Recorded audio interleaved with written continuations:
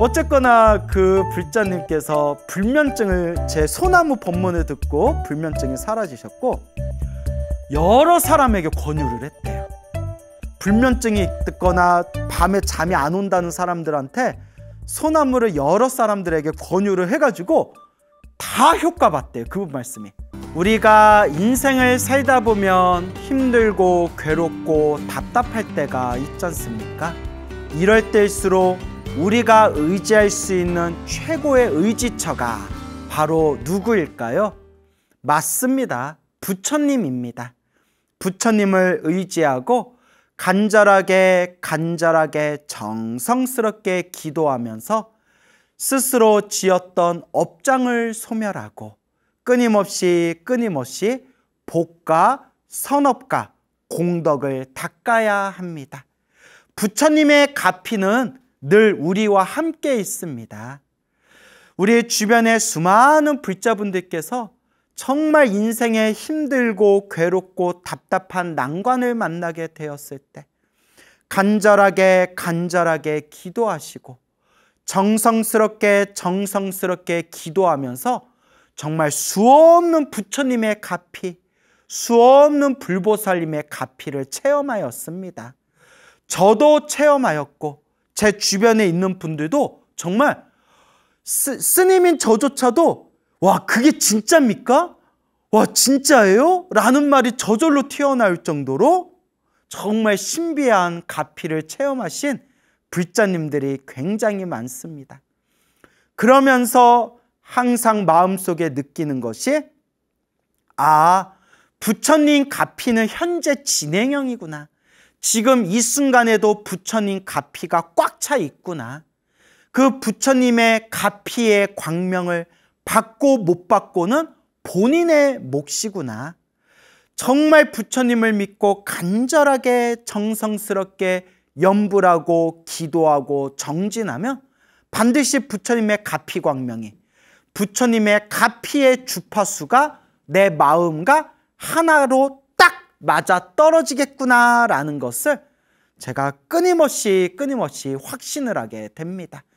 그러니까 우리 소나무를 보시는 우리 불자 여러분들께서도 힘들고 괴롭고 답답할 때 힘들다, 괴롭다, 답답하다 라고만 그렇게 인생을 탓하지 마시고 힘들고 괴롭고 답답하다라고 생각하고 있는 그 시간에 차라리 한 번이라도 더 염불을 해주고 한 번이라도 더 기도를 해주시기 바랍니다. 바른 마음으로, 삿된 마음으로 기도하면 안 되고요.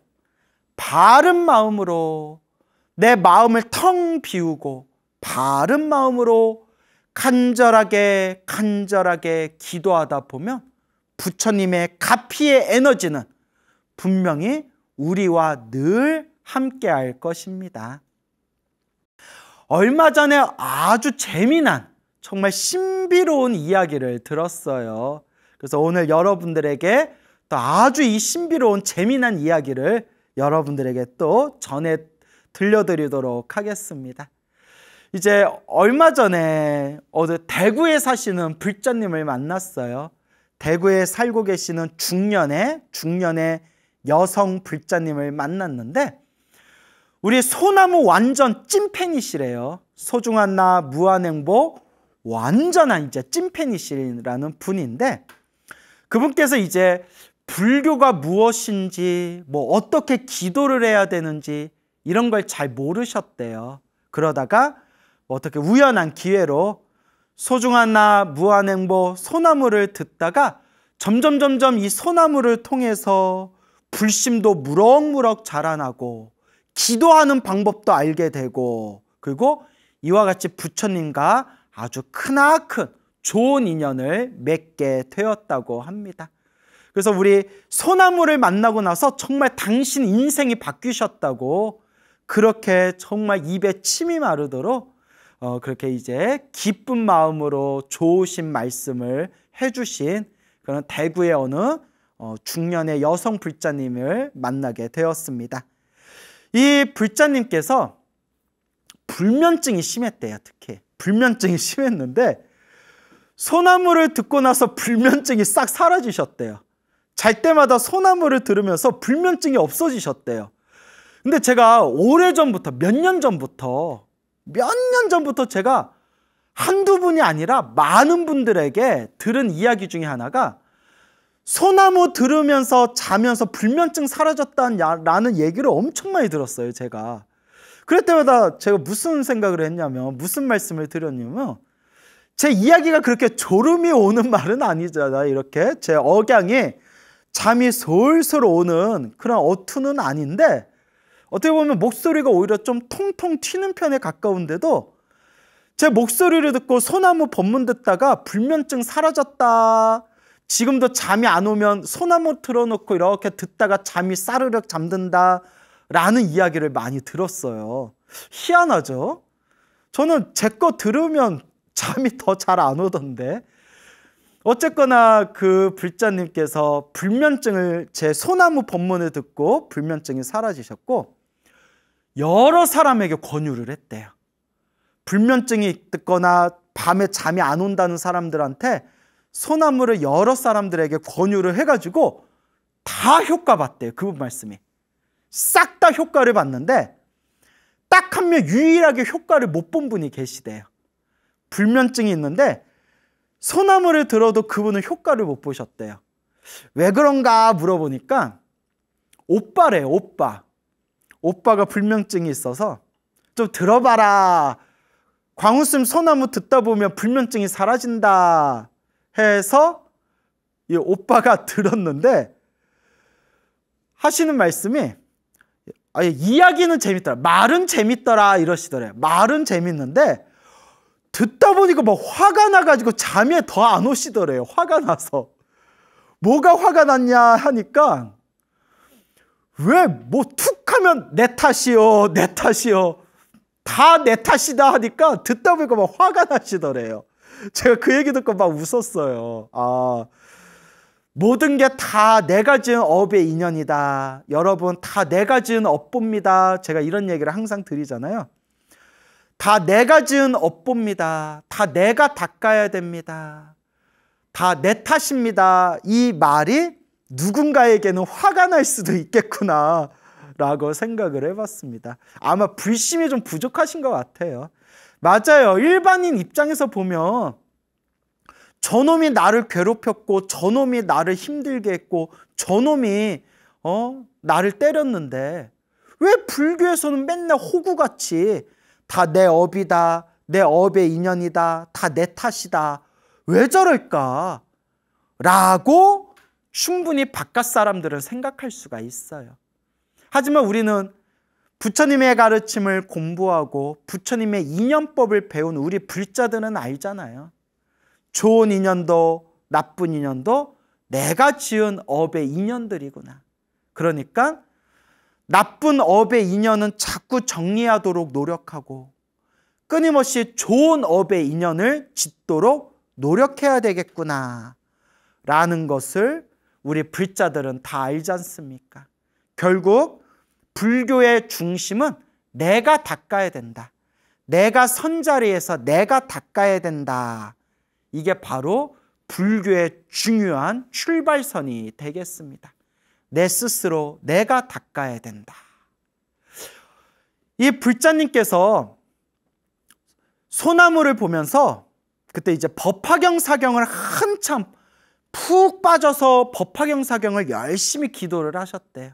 법화경 사경 기도하시면서 또 연불도 하면서 기도를 열심히, 정말 그렇게 열심히 하셨을 때 뭐 한두 번이 아니라 정말 수없는 신비한 가피를 경험을 하셨대요.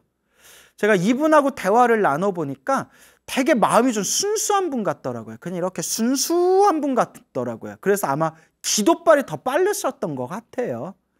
그래서 그 중에서 가장 놀라운 신비한 이야기를 하나 들려주셨어요. 요게 이제 반전이 있기 때문에 끝까지 들으셔야 됩니다.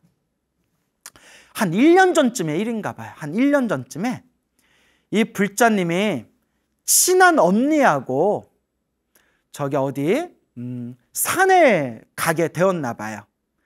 그래서 이제 차를 타고 각자 차를 탔대. 각자 이제 뭐 집이 서로 다르니까 본인하고 친한 언니하고 각자 자기 차를 타고 차 2개를 가지고 저쪽 대구 옆에 이제 칠곡이라고 있죠.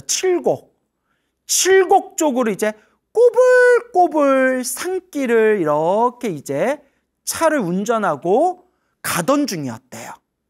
그래서 불자님이 먼저 앞에 출발하고 바로 뒤에서 언니가 차를 가지고 뒤에서 따라오고 있었대요.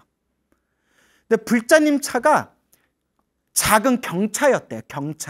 작은 경차였는데 그 작은 경차로 먼저 이렇게 그 칠곡에 있는 꼬불꼬불한 고갯길을 하염없이 이렇게 이제 올라가는데 정말 길이 꼬불꼬불 고갯길이 정말 길이 좀 별로 안 좋았대요. 어쨌건 불자님이 경차를 몰고 이렇게 이제 운전을 하고 뒤에 언니가 바로 이제 차 뒤에서 뒤따라오고 있는 상황이었는데 이제 고개를 이렇게 쭉 올라가서 이제 막 내리막길로 이제 내려가는 지점이었대요. 오르막길 마지막 고점이었겠죠. 고점. 고갯길 마지막까지 올라가서 이제 내리막길로 내려가기 직전에 눈앞에서 밑에서 차 한 대가 막 올라오고 있더래요. 차 한 대가. 자기는 이제 오르막길에서 내리막길로 내려가기 직전이었고 그리고 내려가기 전에 밑에서 아직도 똑똑하게 기억난대요. SUV 회색차였대. SUV 회색차가 쭉 올라오고 있어서 내려가기 직전에 딱 한 번 멈췄대요. 브레이크를 딱 밟아서 멈췄대요. 왜냐면 이제 길이 좁고 꼬불꼬불하니까 위험하잖아요. 그래서 회색차를 먼저 보내려고 위에서 한 번 딱 멈췄대요. 그래서 SUV 회색차가 지나가는데 썬팅이 짙어가지고 잘 안 보이지만 대충 실루엣을 보니까 남자가 이렇게 운전을 하고 있었대요. 남자가 자세는 안 보였지만 남자가 그래서 이렇게 옆으로 이렇게 쓱 지나가는 걸 확인을 했대요. 차가 이렇게 이제 가는구나 확인을 하고 이제 내리막길로 내려가야 되잖아요. 내리막길로 이제 내려가려고 브레이크에서 살짝 발을 들었을 때 차가 내려가는데 갑자기 막 가속도가 붙더래요. 가속이 붙더래요. 차가 막 그냥 미끄럼틀에서 막 촥 하고 내려가듯이 차가 막 가속도가 붙어서 막 내려가는데 보살님이 놀래가지고 어머 이거 어떻게 하고 막 브레이크를 밟았대요. 브레이크를 막 밟았는데도 차가 제어가 안 되고 막 내려가더래요. 차가 제어가 안 되고 막 솜살같이 내려가가지고 브레이크를 밟았는데도 차가 막 밑으로 쫙 내려가니까 보살님이 놀래가지고 내가 브레이크를 밟았는데 엑셀을 잘못 밟았나라고 확인을 했을 정도래요. 그때 상황이 생생하게 기억이 나신대요. 어머 내가 엑셀 밟은 거 아니야? 하고 확인을 했는데도 브레이크를 밟았는데도 차가 제어가 안 되더래요. 막. 또 이제 경차다 보니까 너무 차가 가벼워가지고 막 뒤집힐까 봐 막 걱정이 되는 거예요. 막 이거 어떡하지? 이러다가 막 저 밑에 고개 밑으로 막 굴러 떨어지면 어떡하지? 산 밑으로 굴러 떨어지면 어떡하지? 이러다가 막 다른 차하고 부딪혀서 대형 사고가 나면 어떡하지? 막 별의별 생각이 나다가 저 밑에 큰 소나무가 보이더래요. 소나무가. 야, 이러다 정말 이거 대형 사고 나겠다. 이따 차를 멈춰야 되겠다라는 생각이 들어서 에라이 모르겠다 하고 차를 냅다 그 소나무에다가 그냥 박아버렸대요. 차를 멈추게 하려고.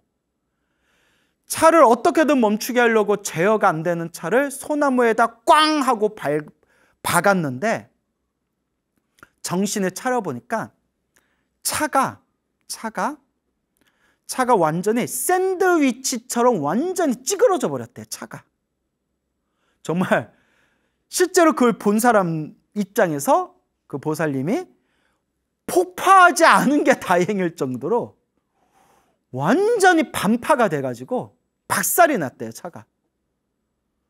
정말 대형 사고가 난 거죠. 빠져나와야 되는데 차가 완전히 박살이 나서 문이 열리지 않아서 겨우 뒤쪽으로 넘어가가지고 뒷문을 통해서 겨우 내려왔대요. 차 밖으로.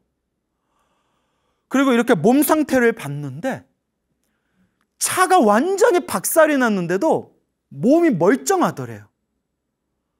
이렇게 유일하게 요 팔꿈치에 시커먼 멍 하나만 들었대요. 팔꿈치에 시커먼 멍 하나만 들었대요.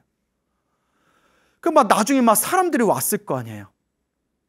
사람들이 와서 이렇게 보면서 하는 얘기가 자기네들이 수많은 교통사고를 봤지만 차가 이렇게 박살났는데도 사람 몸 멀쩡한 거는 이거는 기적이라고. 이거는 정말 기적이라고. 차가 이렇게 박살이 나는데 어떻게 이렇게 다친 데가 하나도 없냐고. 그때 보살님께서 부처님 감사합니다. 부처님 감사합니다. 부처님 정말 감사합니다. 라고 생각을 했대요. 근데 이제 이런 얘기는 우리가 소나무에서 많이 들었잖아요, 여러분. 사실 제가 숱하게 우리 불자님들 가피 이야기 들은 것 중에 하나가 교통사고나 큰 사고를 당했는데 사고가 당하는 순간에 뭐 관세음보살 이렇게 염불 했더니 큰 교통사고를 당했는데 몸은 크게 다치지 않았다. 사람들이, 목격자들이 이렇게 대형 사고가 났는데도 몸이 이렇게 크게 안 다친 거 정말 기적 같은 일이다. 이런 이야기를 들었다. 뭐 이런 가피 이야기를 제가 몇 년 동안 수없이 들었고 소나무에서도 수없이 제가 소개를 했지 않습니까? 자, 그런데 뒤에 이야기가 남아 있어요. 뒤에 자기 따라온 차를 몰고 따라온 언니가 얼마나 놀랐겠어요. 언니가 몸 괜찮니? 너 네 차가 막 내리막길에 막 가속이 붙어가지고 막 내려가는 거 보고 막 놀랬다느니 이만해서 다행이라느니 언니가 얼마나 놀랬겠어요. 언니가 놀랬는데 너 그때 위에서 한번 딱 안 멈췄으면 너 정말 큰일 날 뻔했다. 안 멈추고 그대로 내려갔으면 가속이 가속도가 더 심하게 붙어서 차가 튕겨서 나갔을 거라고. 그나마 고개 위에서 내리막길 내려가기 전에 차 한번 딱 멈추고 내려가서 그나마 이 정도에서 끝난 거다. 정말 다행이다. 정말 다행인 것 같다. 나도 그때 한번 안 멈추고 그냥 내려갔으면 이거 차가 가뜩이나 가벼운데 그대로 이거 뒤집혔을 것 같다. 라고 이제 대화를 나누는데 언니가 갑자기 이렇게 물어보더래요.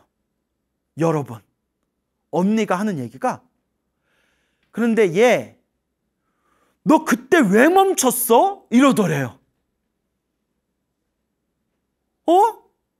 무슨 말이야 그게? 왜 멈췄냐니? 아니, 너 한참 잘 올라가다가 내리막길 내려가기 전에 한번 딱 멈추고 내려갔잖아. 내 뒤에서 따라갔는데 너 그때 왜 한번 딱 멈췄던 거야? 뭘 알고 멈춘 거야? 왜 멈춘 거야? 무슨 소리야 언니. 밑에서 SUV 회색차 지나갔잖아. 회색차 지나가니까 차 지나가니까 한번 멈춘 거지. 먼저 지나가라고. 언니가 깜짝 놀라서 하는 얘기가 어머 너 무슨 소리야. 그때 아무것도 안 지나갔어. 너 무슨 소리야. 그러니까 보살님도 놀래가지고 언니 무서워 그러지 마. 그때 회색차가 지나갔잖아. 그래서 내가 멈춘 거잖아. 무슨 소리야. 내가 네 뒤를 그대로 따라왔는데 너 그때 내려갈 때 아무 차도 안 지나갔어. 내가 네 뒤에 있었잖아. 아무 차도 안 지나갔어. 블랙박스 뜯어봐. 온몸에 소름이 쫙 돋으면서 야, 이 이야기 듣는데 저도 몸에 소름이 돋더라고요. 아무 차도 안 지나갔다고? 아무 차도 안 지나갔어. 그래서 나는 네가 고개에서 한번 딱 멈춰가지고 어머 제가 무슨 일이 있나? 그러다가 네가 내려가다가 이렇게 차 사고 난 거잖아. 그래서 그때 한 번 안 멈췄으면 큰일 날 뻔했구나. 근데 왜 멈췄는지 물어보는 거 아니야. 온몸에 소름이 쫙 돋으면서 보셈이 눈물이 막 쏟아지더래요. 부처님 감사합니다. 관세음보살님 감사합니다. 저를 구해주셨습니다 하면서 그 자리에서 막 눈물을 흘리면서 부처님께 기도를 올렸다고 합니다. 우와. 네, 대구에서 제가 직접 들은 얘기예요. 그 불자님께. 정말 제가 지금까지 소나무에서 또 아주 이제 신비롭고 정말 묘한 그런 가피 이야기를 많이 전해드렸지만 또 이 불자님이 경험하신, 실제로 1년 전에 경험하신 이 이야기를 또 제가 직접 또 들으니까 야, 정말 이 기도의 힘이란 게 있구나. 정말 이 가피라는 게 있구나. 정말 불보살님의 그 에너지라는 게 있구나 라는 것을 다시 한번 확신하게 되었습니다. 그래서 이제 이 불자님께서 쓰는 이거 말고도 제가 참 또 체험한 것들이 많은데 정말 제가 부처님께 기도하면서 많은 은혜를 받았습니다 라는 말씀을 하시더라고요. 그래서 주변에 많은 분들에게 그렇게 법화경 사경을 많이 권유하셨대요. 법화경 사경을 많이 권유하시고 같이 직장에서 일하는 분들한테 부처님께 기도하는 법도 가르쳐 주면서 그렇게 부처님 은혜를 갖는 마음으로 주변에 부처님 그런 가르침을 이렇게 권유하면서 지금도 신행생활을 잘하고 계시는 그런 어느 대구의 불자님의 이야기가 되겠습니다. 참으로 놀랍고 놀라지 않을 수가 없습니다. 기도는 순수해야 됩니다. 부처님, 제발 제 소원 좀 들어주세요. 소원 안 들어주면 나 삐뚤어질 거야. 이렇게 욕심 부리면서 기도하는 게 아니라 정말 순수한 마음으로 부처님 감사합니다. 부처님 감사합니다. 내 마음을 비우면서 순수한 마음으로 꾸준히 닦는 것입니다. 그래서 늘 불자님들께 드리는 이야기지만 기도를 열심히 해도 안 좋은 일이 생길 때가 있다. 그 불자님도 기도 열심히 하고 법화경 사경 열심히 했는데 차가 막 미끄러져서 그냥 차가 박살이 나서 차가 폐차되는 것까지는 막을 수가 없었잖아요. 하지만 몸은 크게 안 다쳤잖아요. 그게 어디예요? 몸은 안 다쳤잖아요. 그리고 그 과정에서 신비한 체험을 해봤잖아요. 그래서 우리가 꼭 명심해야 됩니다. 여러분, 기도를 해도 부처님을 믿고 의지하고 수행을 해도 나쁜 일이 생길 땐 나쁜 일이 생깁니다. 그게 인과 업보입니다. 단 크게 받을 걸 작게 받는구나. 내가 크게 받아야 할 업보가 있었는데 그래도 부처님께 염불하고 기도하고 수행한 힘으로 크게 받을 걸 작게 받고 있고 크게 닦아야 되는 것을 쉽게 닦고 있는 것이구나 라는 불자로서의 확신이 있으셔야 됩니다. 부처님을 향한 기도는 절대 허공으로, 허투루 사라지지 않는다. 내가 기도를 열심히 했는데도 내가 원하는 소원 성취가 이루어지지 않았다 하더라도 기도한 공덕은 남는다. 그 기도한 공덕의 힘이 알게 모르게 나를 은은하게 나를 감싸주시고 나를 도와주시는 것이다 라는 확고한 그런 자기 자신의 불자로서의 그런 확신이, 중심이 딱 세워져 있어야 됩니다. 그렇기 때문에 여러분, 기도하세요. 그냥 꾸준히 하세요.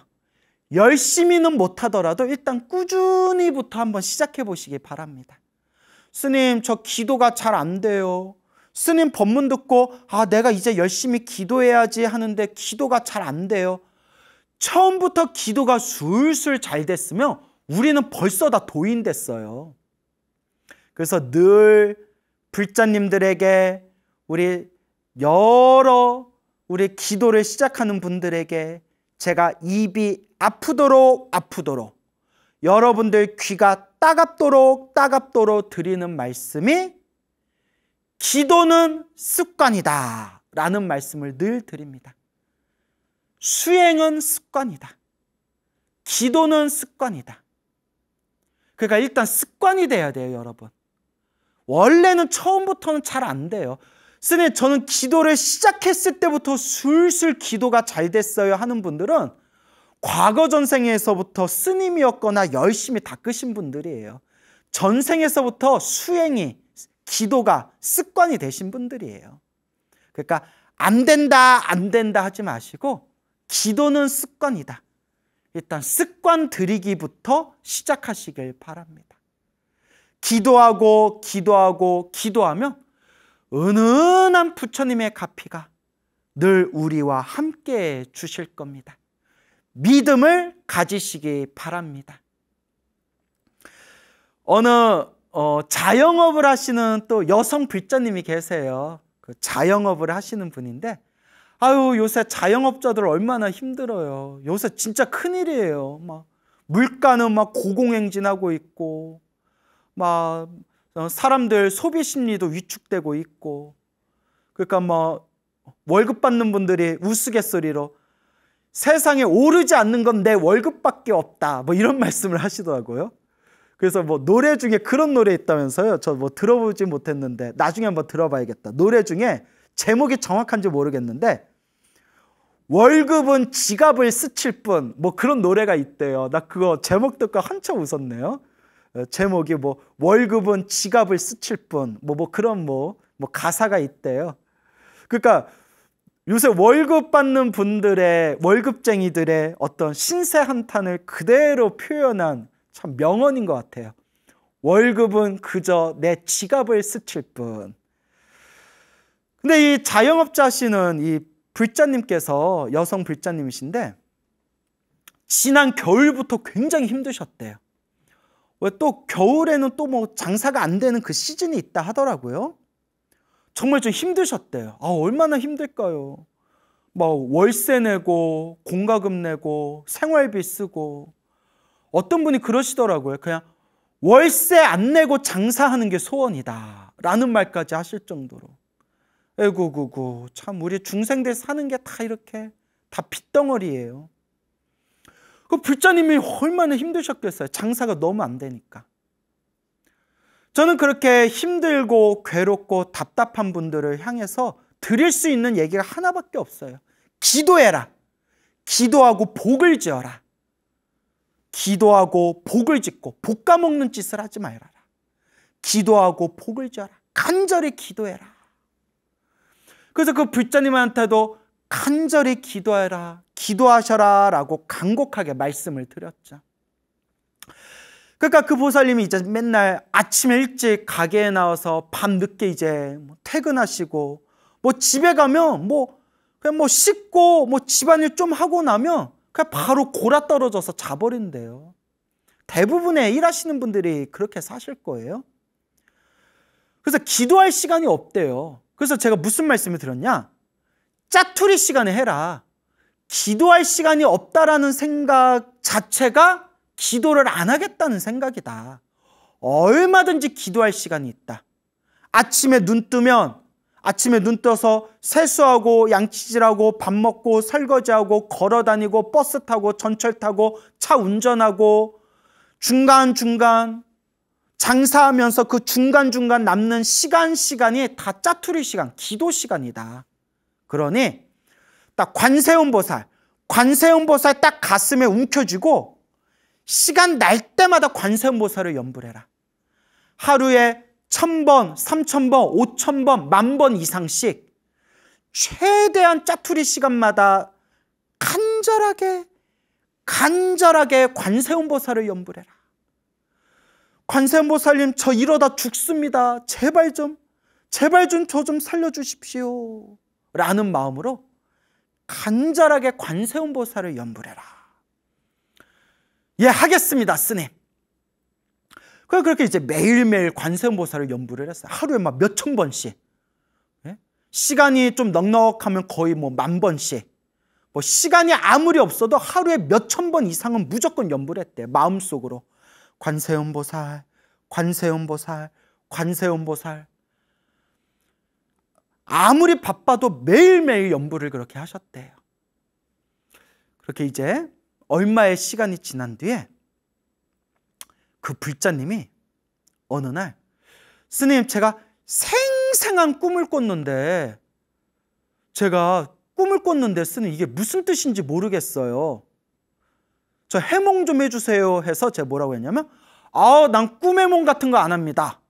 여러분 잘 들으세요. 저는 꿈의夢 같은 거 원래 안 해줘요. 왜냐하면 제가 늘 하는 얘기지만 꿈에 집착하지 말아라. 꿈은 내 마음이 만든 환상이에요. 좋은 꿈을 꾸든 나쁜 꿈을 꾸든 꿈에 집착하지 말고 오로지 그냥 기도하고 기도할 뿐이다.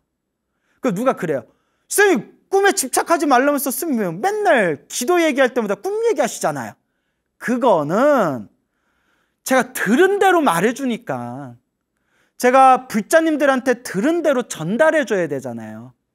내가 막 억지로 말을 지어내는 게 아니라 제가 좀 말을 재미있게 말을 좀 포장하는 건 있을 수 있어도 신도님들이 기도해서 갚이받은 이야기를 그대로 전해주다 보니까 신도님들이 꿈에서 얻은 몽중가피를 이렇게 얘기해주다 보니까 본의 아니게 제가 꿈 얘기를 많이 하는 거지, 제 지로는 꿈에 집착하지 말아라 입니다.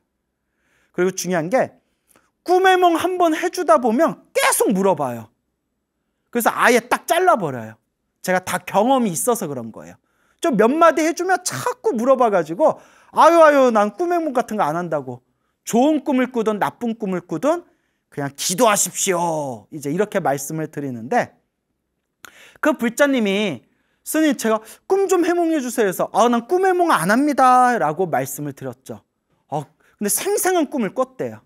그래서 해몽해 주려고 해몽한 게 아니라 궁금하더라고요. 저도 기도하다가 보통 꿈을 꾸면 그런 몽중가피가 있으니까 이제 솔직히 말하면 나중에 소나무에서 법문거리 하나 있으려나 싶어가지고 물어봤어요.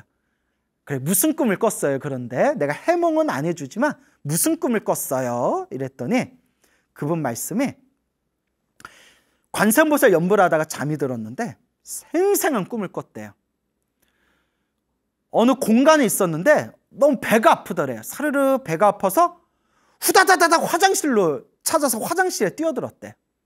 화장실에 가서 변을 보려고 그 화장실 칸막이에 화장실 문을 딱 열었는데 너무 더럽더래요. 너무 막 더러운데 휴지가, 그 대변 묻은 그 휴지가 막 산더미 같이 쌓여 있더래요. 아우 더러워 하고 문을 딱 닫고 다른 화장실에 딱 들어가서 잠이 딱 깼대요. 순간 제가, 보살님, 그 꿈 잘 기억하고 있다가 앞으로 며칠 후, 몇 달 후에 장사가 잘 되나 안 되나 꼭 확인하고 저한테 얘기 좀 해주세요. 나중에 소나무 법문거리로 얘기하게. 예, 스님. 근데 이게 무슨 꿈인데요? 옛날부터 어른들, 또 어른 스님들께서 화장실은 곳간 창고다라고 말씀을 하셨다. 금고, 돈 집어넣는 금고다, 화장실이. 그리고 옛날부터 대변, 병꿈은 대변꿈은 동꿈이다라는 이야기를 하셨다. 그래서 우리 그 대변꿈 꾸면 뭐 복권 산다느니 뭐 그런 얘기들 많잖아요. 근데 이게 좋은 게 아니에요. 왜 동꿈이 병꿈이냐? 돈이 그만큼 더럽다는 거예요, 여러분. 돈이 더럽다는 거예요. 더러워도 몸에 똥칠하고 싶죠, 여러분. 예? 자, 그만큼 더럽다. 그래서 화장실 꿈을 꾸는 것은 재물과 상관되는 거고, 대변 꿈을 꾸는 것은 돈하고 상징이 된 건데, 보살님이 변 묻은 화장지가 산더미처럼 쌓여있다고 하지 않았냐? 그게 뭐, 그 변 묻은 휴지가 다 뭐냐? 그게 다 지폐다. 그러니 이제 장사가 좀 술술 될 거다. 그게 다 지폐다. 변 묻은 휴지가. 어머, 그런 거예요? 아니, 나야 모르죠. 그러니까 잘 기억했다가 나중에 정말 장사가 잘 되나 안 되나 저한테 좀 얘기 좀 해주세요 했는데, 아니나 다를까 그분이 하신 말씀이, 스님 너무 신기해요. 그 꿈 꾸고 나서 계속 손님들이 늘었대요. 훨씬 장사가 잘 되더래요. 딱 그 꿈 꾸고 난 뒤부터 정말 이제 손님들이 늘어가지고 정말 이제 수익이 좀 많이, 전보다는 물론 당신이 만족할 만큼은 아니지만 수익이 많이 늘었다라는 말씀을 해주시더라고요. 그래서 제가 이렇게 얘기했죠. 보살님, 사실 보살님이 배가 싸르르 아파서 이제 화장실에 들어갔을 때 속에 있는 걸 시원하게 쏟아버렸으면 그게 업장이 소멸하는 아주 길몽이다. 뭔가 보살님이 꽉 막혀있는 게 풀리거나 뭔가 보살님의 일들이 술술 풀릴 징조인데, 보살님이 화장실, 더러운 화장실을 보고 더러운 휴지 조각들을 본 게 장사하고는 연관이 있겠지만, 장사가 좀 더 잘 되고 돈이 좀 잘 모이겠구나 라는 그런 이제 좋은 징조는 될 수 있지만, 한 가지 딱 아쉬운 게 그때 꿈에서 시원하게 뱃속에 있는 걸 시원하게 쏟아냈어야 했다. 근데 배가 싸르르 아파서 화장실에 갔는데 시원하게 싸지 못하고 화장실에 들어가서 꿈에서 딱 깬 거는 아직 보살님이 좀 업보가 많이 남은 거다. 보살님이 아직 업장이 많이 남아있다.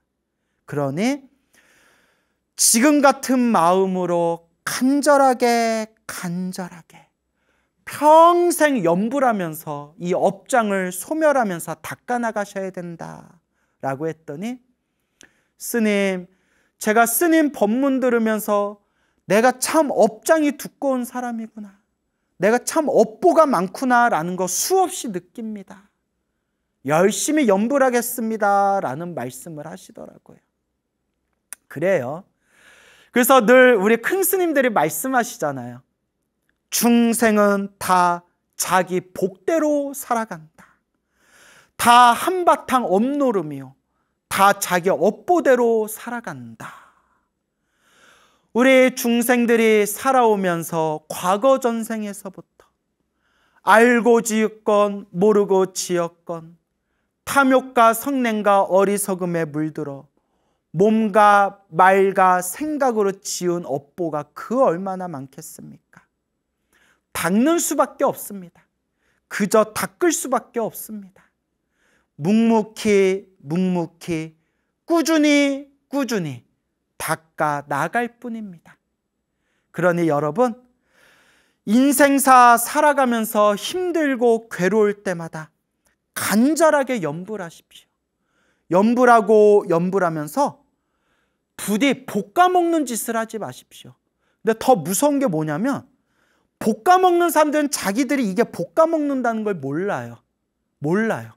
또 말해주면 막 기분 나빠해요. 니는 잘났냐? 막 이러면서 막 기분 나빠해요. 예, 저도 지금까지 살아오면서 머리 깎은 스님이지만 특히 이 입으로 얼마나 저도 볶아먹는 짓을 많이 했겠어요. 중생이라서 그래요. 그렇기 때문에 최대한 볶아먹는 짓 하지 말고, 주변 사람들에게 민폐 끼치지 말고 자꾸 복을 짓는 마음으로 그렇게 염불하고 기도에 나아가셔야 합니다. 종종 불자님들께, 불심이 깊은 불자님들께 이런 말을 많이 듣습니다. 스님, 저는 부처님 아니었으면 지금까지 이렇게 살지도 못했을 거예요. 스님, 제가 그나마 부처님 덕분에 제가 이렇게라도 버티고 의지하면서 살아온 거예요. 스님, 그래도 우리 집안이 이만큼이라도 편안하게 살 수 있었던 거는 다 부처님 가피인 것 같아요. 부처님 은혜가 너무나 고맙고 감사합니다. 이런 말씀을 불신 깊은 불자님들께 이제 종종 듣게 됩니다. 몇 년 전이었어요. 몇 년 전에 제가 단양에, 충청북도 단양에 이제 내려갈 일이 있었는데, 그때 제가 아마 터미널에서 동서울 터미널인가요? 터미널에서 이제 단양 가는 고속버스를 탔어요. 이제 단양 가는 방법이 이제 열차 타고 가는 방법이 있고 이제 고속버스 타고 가는 방법이 있거든요. 근데 이제 그렇게 사람이 많지 않아요. 평일날에는 버스에 사람이 많아야 10명도 안 됐던 것 같아요. 대여섯 명?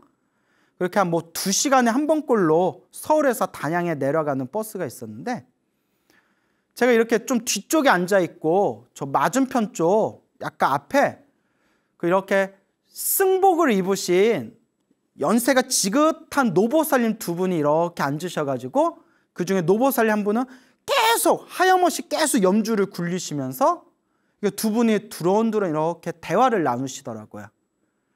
딱 느낌이 단양하면 이제 구인사잖아요. 구인사. 딱 느낌이 구인사 신도분이신 것 같아요. 느낌이. 계속 염주 굴리면서 관세음보살 그러시는 것 같더라고요. 두 분 이렇게 이야기를 하시는데, 제가 이렇게 소리가 이렇게 은은하게 들리잖아요. 대화 소리가. 들으려고 일부러 들은 건 아닌데, 이렇게 눈 감고 가만히 있는데 이렇게 들리잖아요. 노보살님 한 분이 우리 집이 이만큼 편안하고 우리 애들이 다 이만큼 잘 크고 다 이렇게 집안일이 잘 풀린 거는 다 우리 관세음보살님 덕분입니다.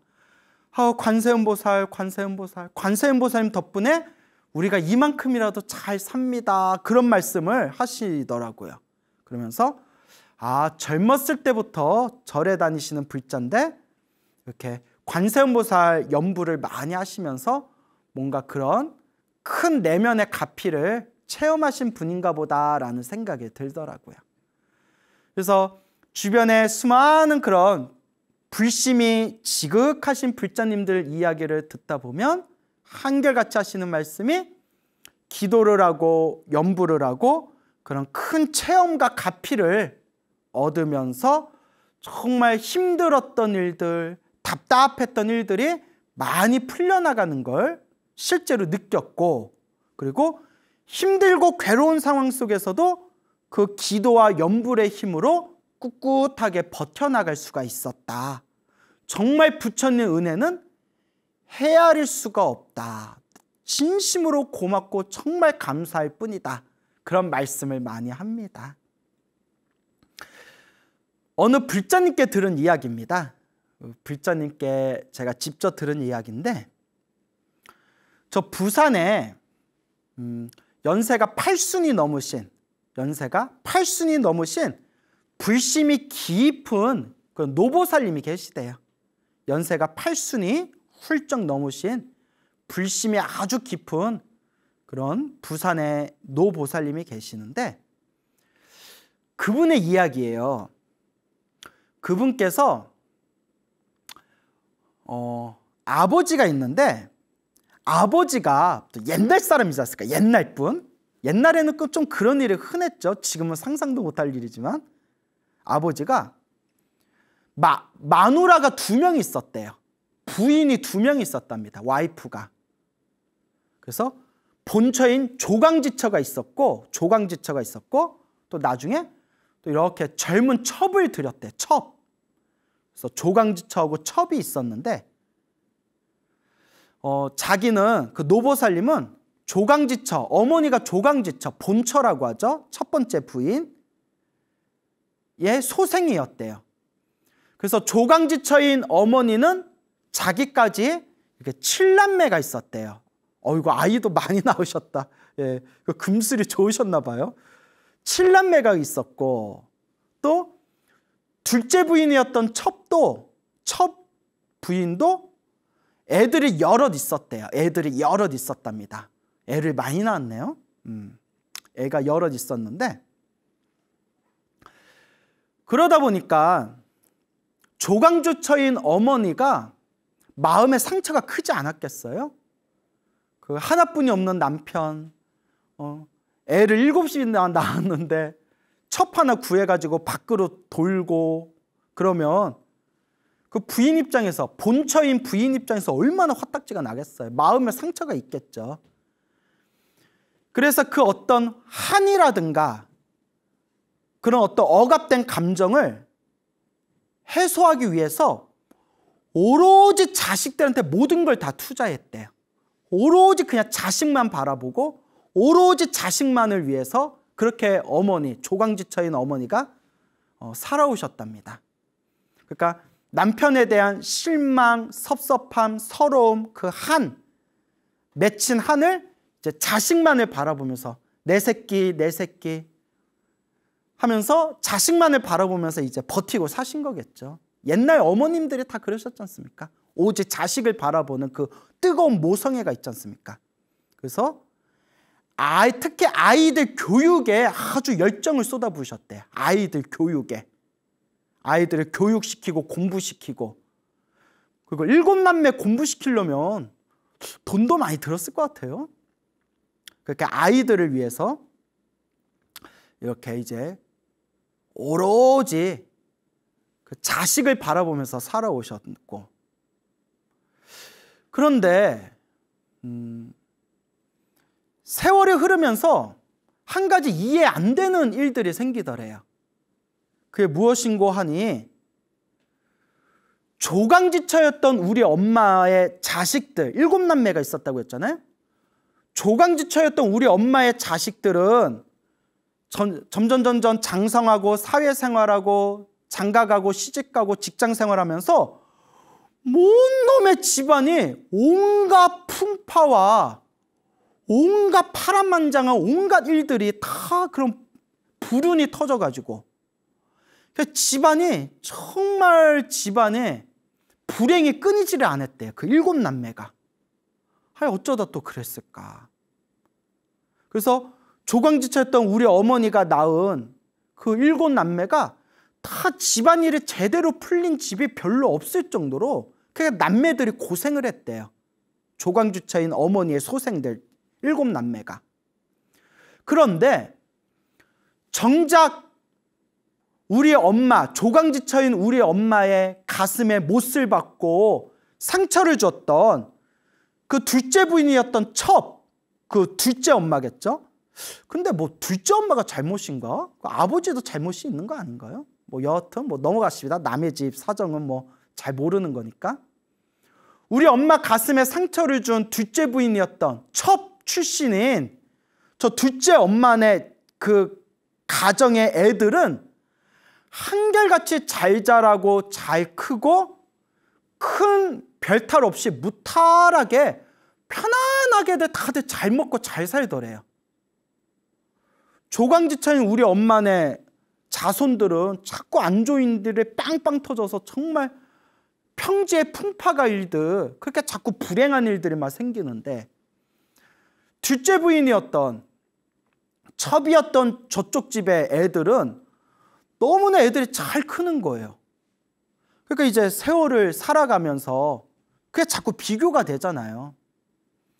근데 그게 너무나 속상하고 너무나 이해가 안 됐대요. 노보살님이. 왜 우리 엄마는 이렇게 고생하는데 왜 우리 엄마 가슴에 상처를 준 저 첩인 저 둘째 엄마네는 왜 저렇게 애들이 이렇게 잘 풀릴까? 그게 막 속상하고 이해가 안 됐답니다.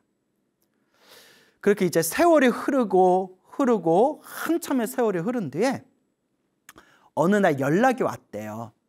그 둘째 엄마네에서. 이제 조강지처였던 어머니는 이미 이제 세상을 떠나셨겠죠. 세상을 떠나시고 그 후에 둘째 그 아버지의 첩이었던 둘째 부인 그 집에서 연락이 왔대요.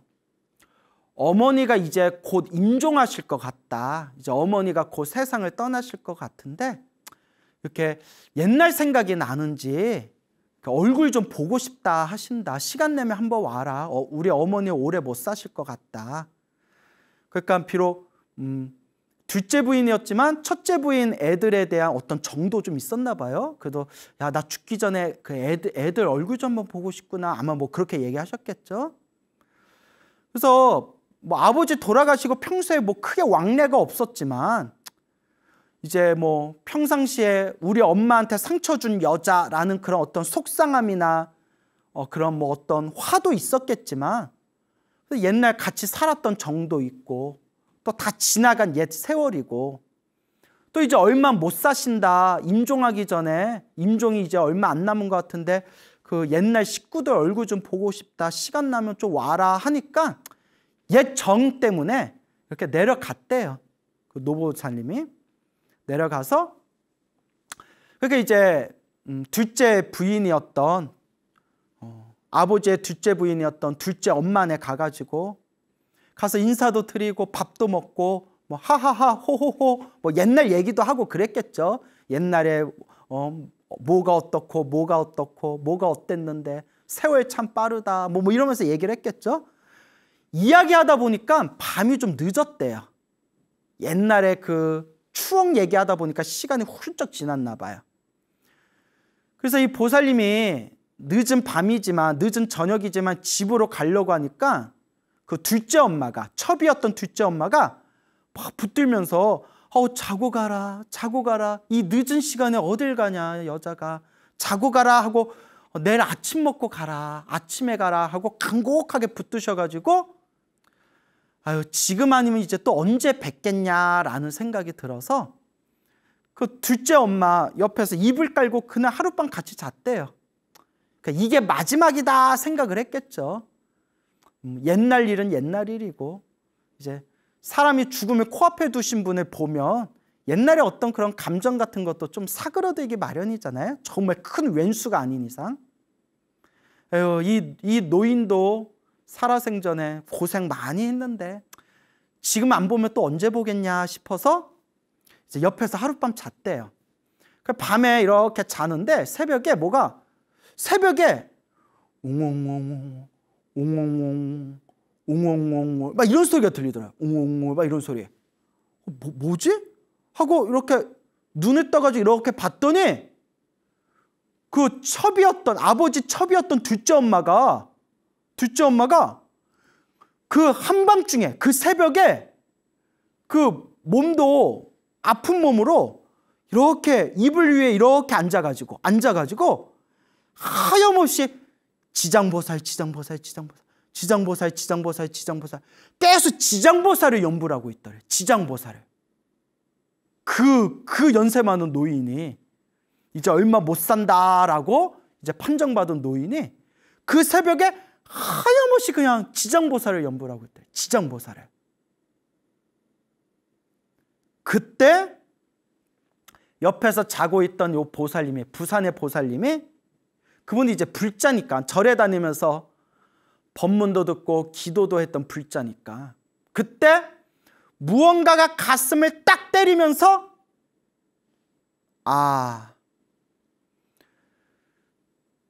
첩을하던 둘째 엄마네 애들이 다 잘 풀린 이유가 있었구나라는 생각이 납득이 되더래요. 그래서 이 노보살님이 하시는 말씀이 불현듯 옛날 생각을 떠올려 보니까 조강지처였던 자기 엄마가 자식들만큼은 끔찍하게 아꼈지만 되게 인색하고 야박했대요. 내 엄마지만 엄청 인색하고 야박했대요. 자식한테는 하염없이 내 새끼 자식한테는 쏟아부었지만 주변에는 되게 베풀 줄 모르고 아주 인색하고 야박하셨대요. 마음 쓰는 게. 그래서 심지어 이모가 있었는데 이모가 엄마 보겠다고 이모가 몇십 리길을 걸어가지고 왔는데 따뜻한 밥 한 끼 안 주고 돌려보냈대요. 집으로. 그 따뜻한 밥 한 끼 안 사주고 그냥 몇십 리길 걸어온 이모를 돌려보냈대요. 지금 생각하면 정말 그거 다 아무리 형제자매지만 그런 일 겪으면 다시는 보고 싶지가 않겠죠. 왜 그러나 생각했더니 그 이모한테 밥 사줄 그 돈조차 아껴서 자식 교육시킨다고. 뭐 7남매 교육시키려면 돈이 많이 들었을 수도 있겠죠. 그렇게 인색하고 야박하셨대요. 어머니지만. 근데 가만히 생각해 보니까 아버지 첩이었던 둘째 엄마는 되게 사람이 후덕했대요. 후덕했대요. 그래서 저 시장에서 국밥집을 했는데, 국밥집을 하다 보면 막 일꾼들이 오고 하잖아요. 막 지게 지고 거친을 하는 그런 일꾼들을 그 사람들이 이렇게 무시하고 하대를 했대요. 무시하고 하대해도 그 짐꾼들이 시장 그 국밥집에 와서 짐 내려놓고 뭐 그러면 그 사람들 다 손수 국밥을 두둑하게 그냥 뜨끈뜨끈한 국물에 밥을 퍼줘가지고 다들 그렇게 배불리 먹이고 주변에 그렇게 좀 덕을 많이 베풀었대요. 아, 사람이 좀 인덕이 있다 소리 들을 정도로 둘째 엄마가 덕을 많이 베풀었대요. 그러면서 느낀 게 저렇게 둘째 엄마가 저렇게 새벽마다 일어나가지고 평생을 우리 자식들 잘 되게 해주십시오. 자식들 잘 되게 해주십시오. 저렇게 평생 지장보살 연부를 하고 그렇게 젊었을 때부터 사람들 사이에서 인덕 있다라는 소리 들을 정도로 사람들한테 잘 베풀었으니 저 집안의 애들은 저렇게 별탈 없이 무탈 없이 일 없이 저렇게 저 집안의 자손들은 편안하게 살아가고 안타깝게도 남에게 야박하게 굴고 인색하게 굴었던 우리 엄마네 집안에 우리 자손들은 이렇게 자꾸 안 좋은 일이 터졌나 보구나 라는 생각에 그렇게 가슴을 딱 때리더래요. 이것도 그 부산의 보살님이 불교 공부를 오랫동안 하시고 부처님 법문 공부하시고 스님들 법문 듣고 스스로 기도하고 연부를 해봤기 때문에 그런 마음이 날 수 있는 거예요. 그때 당신이 정말 어떤 큰 경험을 하셨다라는 그런 이야기를 제가 건너서 전해 들었습니다. 그래서 그런가요? 제가 어른 스님들께 들은 얘기인데, 어른 스님들이 이제 평생 동안 이제 출가 수행자로 이렇게 살아오시면서 주변에 수많은 사람들을 만나고 경험하고 이렇게 목격하신 일들이 있으실 거 아니에요. 근데 어른 스님들이 이런 얘기를 종종 하는 걸 들었어요. 절에 아무리 열심히 다녀도 절에 다니면서 자기 승질머리가 고약했던 그런 신도들 자식들이 보면 일이 잘 안 풀리는 게 그런 걸 이제 보게 된대요. 몇십 년 동안 그 집안을 이렇게 봤으니까 아실 거 아니에요? 그 절에 오래 다녀도 그 승질머리 못되고 자기 승질 그 못되게 굴었던 그 신도들 그 자식들이 보면 이렇게 보면 일들이 잘 안 풀리더라.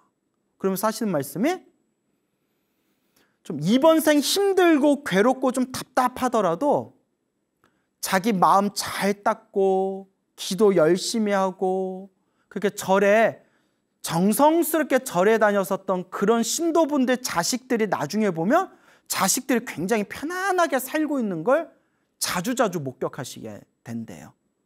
그런 얘기를 제가 여러 번 들었어요. 예. 참 신기하죠? 그래서 제가 늘 말씀드리잖아요.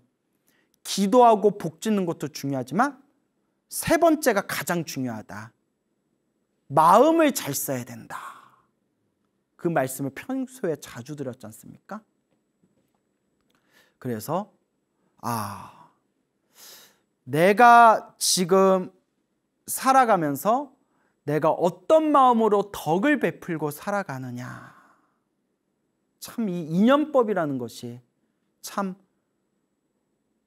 쉬운 게 아니구나, 참 어렵구나라는 생각이 많이 듭니다. 이 소나무 지금 법문을 듣고 계시는 여러분들은 어때요? 평소에 주변에 인색하고 야박하게 사십니까? 아니면 조금 이렇게 부족하면 부족한 대로 조금이라도 이렇게 덕을 베풀고 그렇게 친절하게 사람들을 대하면서 살아가십니까? 참 쉽지가 않죠? 그래서 제가 늘 드리는 이야기가 자꾸 닦아야 된다.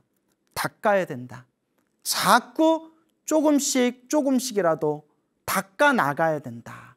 결국 그 공덕이 나에게 돌아오더라 라는 말씀을 여러분들께 늘 드리는 겁니다.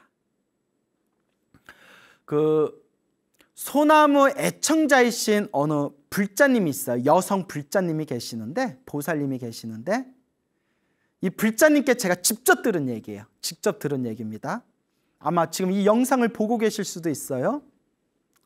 그 불자님께서 이렇게 식당을 운영하신대요. 이렇게 식당을 운영하시는데, 그 식당을 운영하시면서 지금까지 살아오는 삶이 너무너무 힘들고 괴롭더래요. 내가 왜 사나? 내가 왜 사나? 말 그대로 죽지 못해서 살듯이. 매일매일 하루하루 살아가는 게 너무 힘들고, 그리고 남편하고 그렇게 사이가 안 좋대요. 남편이 그렇게 말로 자기 가슴에 상처를 주고, 하여튼 그렇게 조금 남편하고 사이도 아주 안 좋고, 그러다 보니까 그런 것들이 이제 막 내가 왜 사나? 내가 왜 사나? 사는 게 힘들다. 사는 게 힘들다 하다 보니까 점점 마음에 막 우울증이 막 이제 쌓이는 거죠. 그래서 정말 우울증 증세가 왔대요. 근데 여러분, 우울증이 무섭습니다. 저도 그 인터넷에서 그 심리학자, 정신과 상담 하시는 분이 강의하시는 걸 이렇게 잠깐 들었는데, 우울증이 정말 무서운 것 중에 하나가 뭐냐면, 우울증이 좀 심각해지면 순간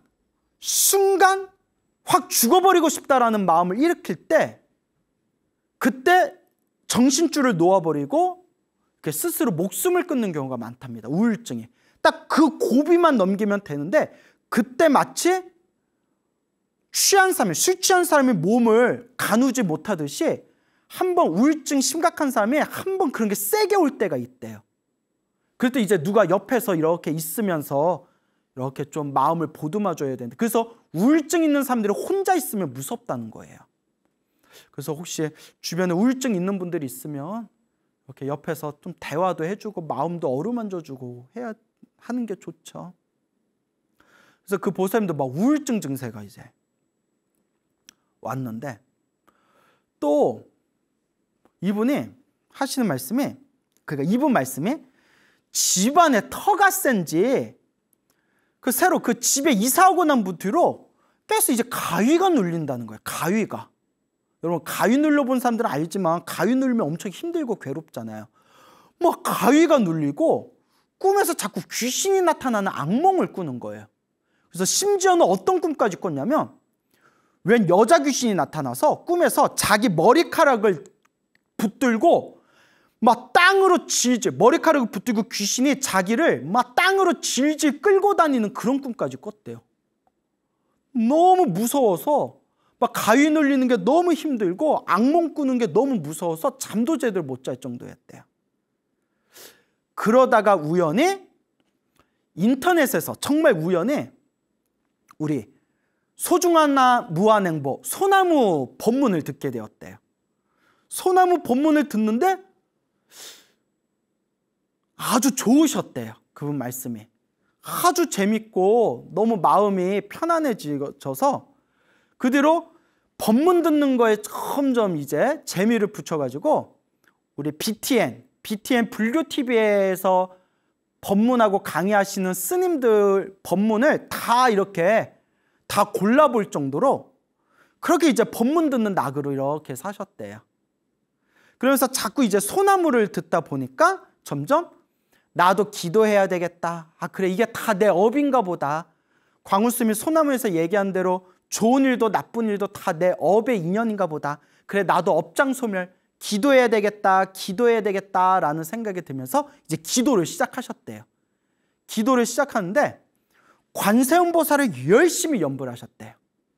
관세음보살, 관세음보살, 지극정성 이제 관세음보살 연부를 하셨나 봐요. 근데 신기한 게 관세음보살을 매일매일 관세음보살 연부를 하면서 점점 가위 눌리는 게 사라지더래요. 신기하죠, 여러분? 점점 가위 눌리는 현상들이 점점 이제 사라지면서 잠자리가 편안해지더랍니다. 그러다가 어느 날 꿈을 꿨는데 꿈에 또 여자 귀신이 나타났대요. 여자 귀신이 나타나서 요 보살님, 요 불자님의 몸을 딱 움켜잡더래요. 예시! 하고 그러니까 딱 움켜잡는 순간 너무 무서워가지고 불자님이 너무 무서워서 순간 꿈속에서 자기도 모르게 관세음보살 하고 외쳤대요. 관세음보살 하고 외치는 순간 자기가 관세음보살 외치면서 자기 몸을 움켜줬던 여자 귀신이 뻥 하고 튕겨져 나가더래요. 뻥 하고 튕겨져 나가면서 관세음보살 외치면서 꿈에서 탁 깼대요.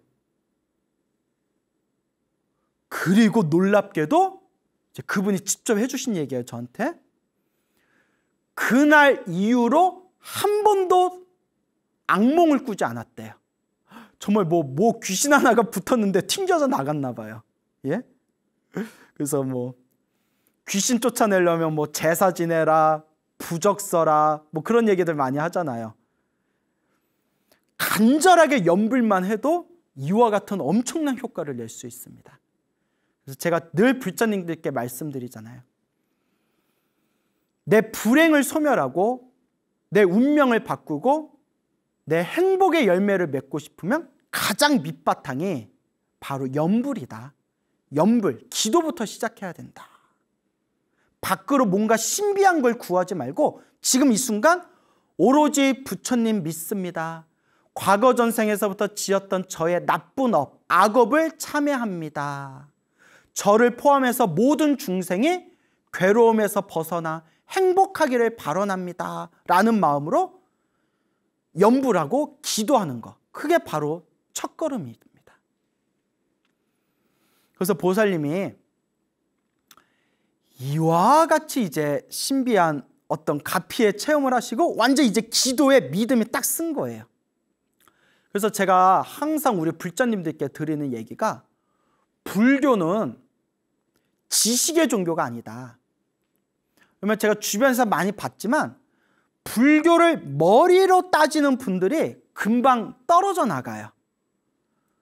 부처님의 가르침을 머리로, 교리로만, 머리로, 지식으로만 이해하려는 분들이 오래 못 가고 뭔가 불심의 뿌리가 좀 약한 게 느껴져요. 그냥 제 개인적인 견해로는. 근데 정말 간절하게 기도하고 연불해서 수행을 해서 뭔가 내면의 맛, 체험을 하신 분들은 좀 불교에 대한 지식이 모자르거나 부처님의 가르침에 대해서 조금 잘 모르는 부분이 있다 하더라도 그 부처님을 향한 그 불신만큼은 뿌리가 단단한 게 느껴져요. 왜? 내가 맛을 봤으니까. 내가 체험을 했으니까. 그 뿌리가 단단한 게 느껴져요. 그래서 가장 좋은 거는 부처님 경전을 공부하면서 부처님 말씀에 의지하면서 연불하고 기도하는 게 제일 좋죠. 예. 어쨌거나 이 불자님이 이제 기도에 대한 확신이 딱 쓰면서 또 이제 신묘장구 대다라니 기도를 열심히 하셨대요. 신묘장구 대다라니. 신묘장구 대다라니 열심히 하셨는데 이분이 그래도 전생에 좀 닦은 게 있는 것 같아요. 느낌이. 신묘장구 다라니를 열심히 독송하는데 어느 날 꿈을 꿨대요. 어느 날 꿈에 눈앞에 환한 벽처럼, 눈앞에 환한 벽에 신묘장구 대다라니 글씨가 딱 찍혀가지고 하얀 광명에 신묘장구 대다라니 글씨가 눈앞에서 확 펼쳐지는 꿈을 꾸셨대요. 눈앞에서 신묘장구 대다라니 글씨가 환한 광명 속에서 눈앞에서 짠 하고 펼쳐지는 꿈을 꾸면서 잠에서 딱 깼는데 그날 그 꿈을 꾼 뒤로 우울증이 싹 사라지셨대요. 그 우울증이. 우울증이 싹 사라지면서 하루하루 괜히 막 행복한 감정이 막 솟구치더래요. 행복한 감정이. 자기한테는 이게 엄청난 변화라는 거예요. 불법을 만나기 전에 소나무 법문을 듣기 전까지만 하더라도, 기도하기 전까지만 하더라도 하루하루 사는 게 괴롭고 힘들고 남편도 짜증나고 막 우울증이 생겼는데, 관세음보살 연불 하면서 악몽이 사라지고 가위 눌리는 게 사라지고, 꿈에서 악귀한테 붙들렸을 때 관세음보살 외쳤더니 악귀가 떨어져 나가는 꿈을 꾸면서 그 뒤로 더 이상 악몽이나 가위를 더 이상 눌리지 않고, 그리고 신묘장구 대다라니를 열심히 독송하다가 눈앞에서 환한 광명으로 신묘장구 대다라니 글씨가 펼쳐지는 꿈을 꾸고 나서 그 우울한 증세가 싹 사라지고, 그렇게 하루하루가 괜히 뭐 으흐 하고 이렇게 행복한 감정이 밑바닥에서 이렇게 막 솟구치더래요. 그러면서 진짜 놀라운 변화가 뭐냐면, 예전엔 그렇게 남편이 자기 속을 쿡쿡 찌르면 뭐 화가 나고 짜증나고 말싸움하고 부부싸움을 했는데, 이제는 남편이 옆에서 무슨 말을 하더라도 후후 하고 그냥 웃고 넘긴대요. 남편의 그 짜증나는 시비를 웃고 넘길 수 있을 정도로 마음에 편안한 여유가 생기셨대요. 그 이야기를 저한테 직접 해주신 거예요. 아유, 보살님 너무나 대단하십니다. 정말 대단하십니다. 그게 값입니다. 그게 부처님 값입니다. 정말 훌륭하십니다. 그래서 제가 보살님이 이렇게 기도를 하셔가지고 큰 가피를 체험하셔서 너무 좋지만, 훌륭하지만, 기도하다 보면 또 안 좋은 일이 생길 수 있고 나쁜 일이 생길 수 있고 좀 좋지 못한 인연이 닥칠 수도 있습니다. 그때도 흔들리지 말고 지금처럼 기도하시면 됩니다 했더니, 스님 제가 부처님과 기도에 대한 확신이 딱 생긴 것 같아요 라는 말씀을 하시더라고요. 그래서 제가 크게 칭찬을 드렸습니다. 그렇게 기도로, 부처님의 법으로 내 운명을 그렇게 점점 좋은 쪽으로 바꾸어 나가는 겁니다. 그렇게 내 삶의 방향을 어두운 그늘에서 따뜻하고 환한 양명한 곳으로, 내 인생의 발걸음의 그 에너지를 더 좋은 쪽으로 조금씩 바꾸어 나가는 겁니다. 그래서 늘 불자님들께 드리는 이야기가, 중생은 다 자기 복대로 살아가더라. 다 자기가 지은 복대로 살아가는 거예요. 광우 쓰면 복대로 살아가고 있고, 여러분들은 여러분들마다 다 복대로 살아가고 있어요. 그래서 누구를 부러워하거나 질투하는 마음이 점점 사라져요. 다 자기가 지은 복대로 살아갈 뿐인데, 내 복의 그릇을 넓힐 생각을 해야지 남하고 비교할 시간이 어디 있겠어요. 그래서 옛날 큰 스님들이 이 사바세계는 한바탕 중생들의 업노름이다 라고 했어요. 내가 지은 업보노름이다. 선업을 많이 지은 사람은 조금 더 행복하고 술술 살아갈 것이고, 악업을 많이 지은 사람들은 아무래도 내가 지은 업보대로 힘들고 답답한 삶을 살아가겠죠. 다 한바탕 업노름이다. 업노름. 업보대로 놀고 있다는 거예요. 그 부처님 경전에서는 이 모든 게 다 인연법이다. 좋은 인연이든 나쁜 인연이든 다 내가 지은 인연법이다. 중생은 다 자기 복대로 살아가는데, 부처님의 가르침은 내 운명을 바꿀 수 있는 법이다. 내 운명을 바꾸기 위해서 필요한 3가지. 여러분 귀가 따갑도록 말씀드렸죠? 연불, 기도를 많이 해라. 연불하고 기도하면서 내가 몸과 말과 생각으로 지었던 내 나쁜 업, 내 나쁜 에너지를 자꾸 그것을 정화시키고 나쁜 그 업보를 소멸해야 된다. 연불을 많이 해라. 기도를 많이 해라. 둘째, 기도만 많이 하면 기도발이 약하다고 했죠? 기도하면서 조금씩이라도 복을 지어라. 남들에게 보탬이 될 수 있게, 이웃들에게 조금이라도 도움이 될 수 있게, 부처님과 부처님 가르침과 거룩한 수행자분들에게 복을 지을 수 있게 공양을 올리도록 그렇게 끊임없이 조금씩이라도 복 짓는 노력을 해라. 그 다음에 세 번째가 제일 중요한 거죠. 마음을 잘 써야 된다. 마음을 잘 닦아야 된다. 이 세 가지를 꾸준히 닦아 나가다 보면 점점 내 인생이 점점 편안하게 변화되어지는 것을 느낄 수가 있을 겁니다. 하지만 여러분들에게 제가 또 항상 드리는 이야기가 누구는 기도를 조금 했는데 효과를 빨리 보는 사람이 있고 누구는 기도를 많이 했는데도 효과가 더디거나 효과를 못 느끼는 사람이 있더라. 선생님, 내가 이렇게 열심히 기도했는데도 효과가 없는 것 같아요. 제가 뭐가 부족한 건가요? 기도 효과가 없는 건가요? 부처님이 영험이 없는 건가요? 아니라고 했죠? 이것도 다 무슨 법이다? 다 인연법이다. 기도를 조금 했는데도 효과를 빨리빨리 보는 사람은 그만큼 닦아놓은 게 있는 거고 기도를 많이 했는데도 효과가 더딘 사람은 그만큼 풀어야 할 매듭과 그만큼 풀어야 할 숙제와 그만큼 내가 갚아야 할 빚이 많기 때문에 좀 더디게 느껴질 뿐이다. 그렇기 때문에 당장 효과가 있다 없다라는 거에 우리가 흔들리지 말고 묵묵히 내가 지은 업은 좋은 업이든 나쁜 업이든 반드시 내가 받는다라는 마음으로 묵묵히 그저 닦아나갈 뿐이다 라는 걸 항상 말씀드리는 겁니다. 우리가 부처님의 가르침을 공부하면서 이 부처님의 가피를 우리가 체험하면서 불보살님의 이 위대하신 에너지는 지금 이 순간에도 우리와 함께하고 있구나. 그걸 받아쓰고 받아쓸 수 없고의 그 몫은 온전히 나의 몫이구나.